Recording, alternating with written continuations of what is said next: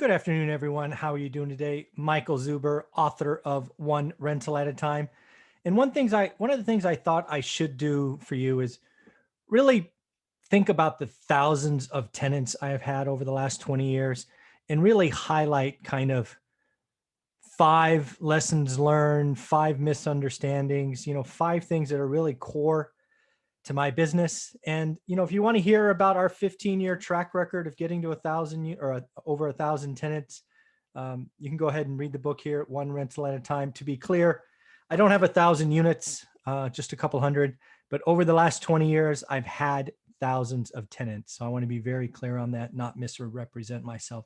One thing I just realized is I forgot not wearing my hat, one rental at a time.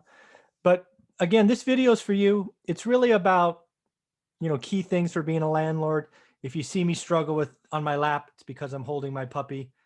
He's 15 and he's a little grouchy. So I'm going to hold him down here and see if we can keep him from being a distraction. All right. So let me share this particular presentation I created for you. Again, lessons from over 1,000 tenants. And this is important whether you have one or you're growing your portfolio. These were what I thought were key. First, I want it to be very clear.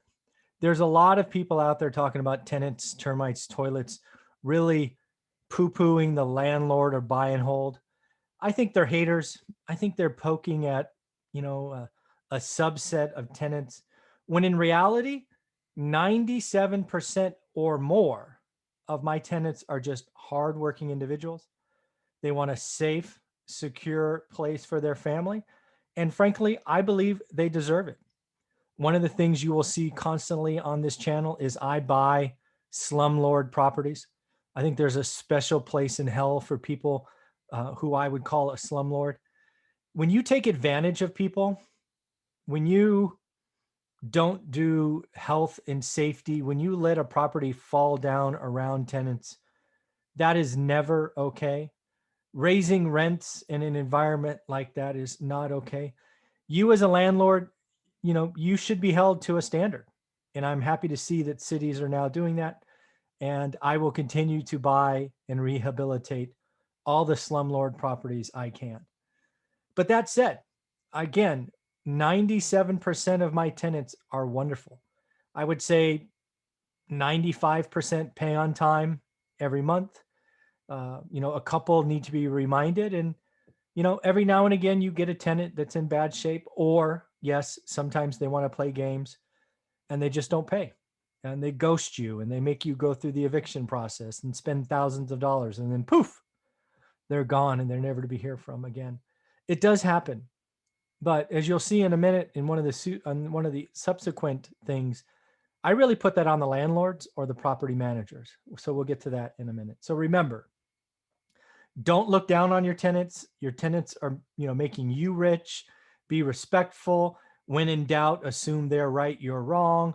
But just do the right things, and they will take care of you and you will take care of them. Number two, probably the thing I get the most pushback on or most inquisitive looks are when I tell people about 40% of our portfolio is Section 8. It might be 35, it might be 40, somewhere around there.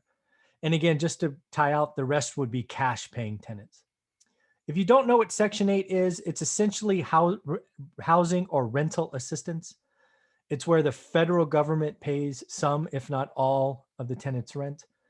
It is intended for low income folks, obviously. But when I think about all my Section 8 tenants, again, hundreds, if not, hundreds over the last 20 years, most of my Section 8 tenants, again, very wonderful. They want a safe and secure place. And when you give them something like that, they are so appreciative. I think some landlords take advantage of them and they feel the Section 8 tenant feels like they don't have a leg to stand on. That is tragic, in my opinion. The fact that Section 8 has yearly inspections, I think, is wonderful.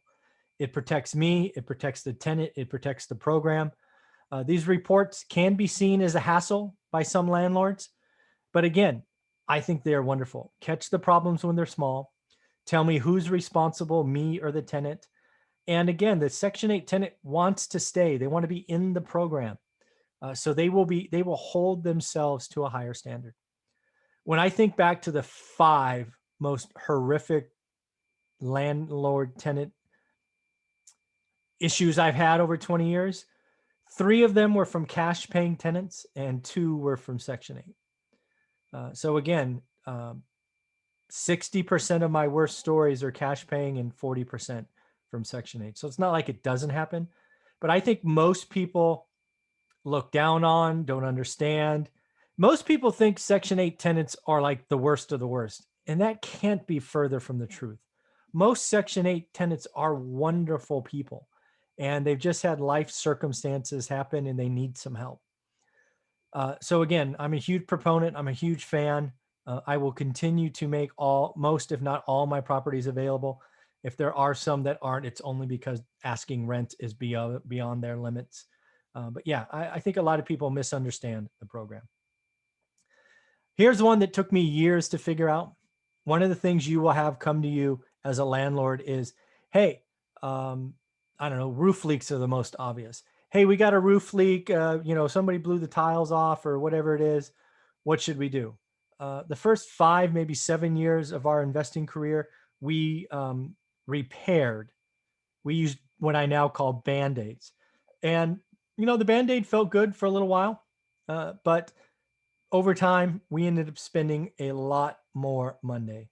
Band-Aids don't hold. Band-Aids are usually signs of other problems. I will never Band-Aid a roof again. If a roof is going and we have the first leak, it's coming off and we're replacing. Leaks in bathrooms and things of that nature. Just my experience, Band-Aids feel good in the moment, right? It keeps cash flow a little higher, but damn, over time, Band-Aids wear out. Tenants don't treat Band-Aids well, if you know what I mean. They're hard on the property, and it's okay. So my opinion, when in doubt, replace, don't repair.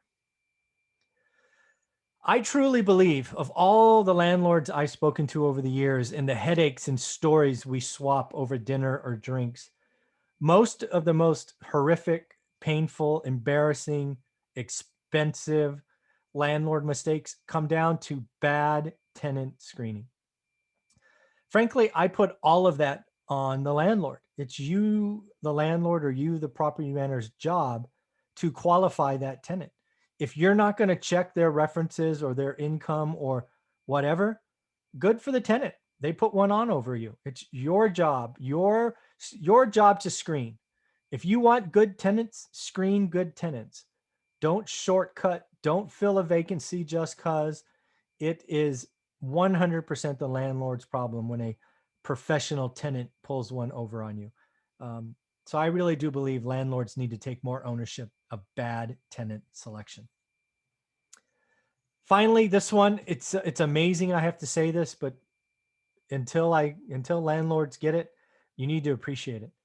Unit turns are what cause you to be unprofitable. Lots of you over the years have told me, hey, I just need to fill my vacancy. It's been vacant a week, 2 weeks, a month, 2 months. And you start shortcutting your tenant selection. No, never do that. If you want to rent it faster, keep your tenant selection tight. Just lower the asking rent. It is far more important to get a great tenant than maximum dollars. You could be pound foolish and penny wise or whatever the saying is, but trust me, I would rather have a unit vacant for 6 months than put a questionable tenant. It just doesn't work out. I've tried it dozens and dozens of times. Trust me, again, turns crush landlords, not vacancies. And just one more for you, because I had a bonus one here. A lot of people think being a landlord this year is tough. It's certainly not easy. I won't say it's easy, but this is not, and I repeat, not been the hardest year to be a landlord. It is quite interesting to think that 2020 was not the hardest year to be a landlord. And again, there's our book, One Rental at a Time. It's available on Amazon and Audible. All right, everyone, let me know what you think. Those are my 5 things. Again, Michael Zuber, author, One Rental at a Time, thousands of tenants here to help. If you like this kind of content, do me a favor, subscribe, give me a thumbs up. I create original content every day for you, not the YouTube algorithm. Take care.